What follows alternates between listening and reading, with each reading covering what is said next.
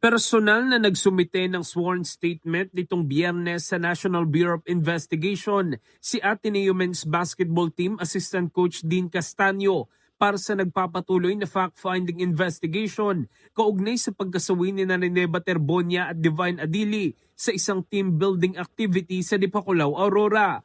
Nang tanungin ng media, tumanggi munang magbigay ng pahayag ang assistant coach. Sabi ng kanyang abogado, ang nilalaman ng affidavit ni Castaño ay kapareho ng isinumiti nila sa PNP-CIDG at nakasaad dito ang mga pangyayaring may kaugnayan sa insidente. We came here today to submit our affidavit for him also to show that he's willing to cooperate with the authorities. So we actually submitted earlier the same affidavit to the CIDG. So regarding the facts of the case from his perspective, they're all there in this affidavit.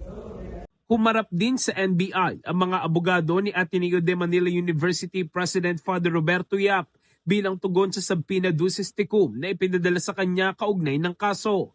Hindi personal na nakadalo si Father Yap ngayong Biyernes dahil sa kasalukuyang graduation ceremonies ng Ateneo. Ayon sa NBI, inaasahang isusumite ni Father Yap sa susunod na linggo ang mga dokumento at record na hinihingi ng mga investigador para sa kanilang investigasyon. Samantala, nireschedule ng NBI sa Lunes ang pagharap ni Ateneo Men's Basketball Team Coach Tab Baldwin matapos siyang humarap sa Criminal Investigation and Detection Group kaninang umaga. Sa mahigit 20 ipinasabpina ng NBI, kabilang ang coaching staff at mga manlalaro ng Ateneo, karamihan sa mga ito ay nakaharap na sa NBI at nakapagbigay na ng kanilang mga salaysay. Tanging si Baldwin at ilang coaching staff na lamang ang hindi humaharap sa NBI.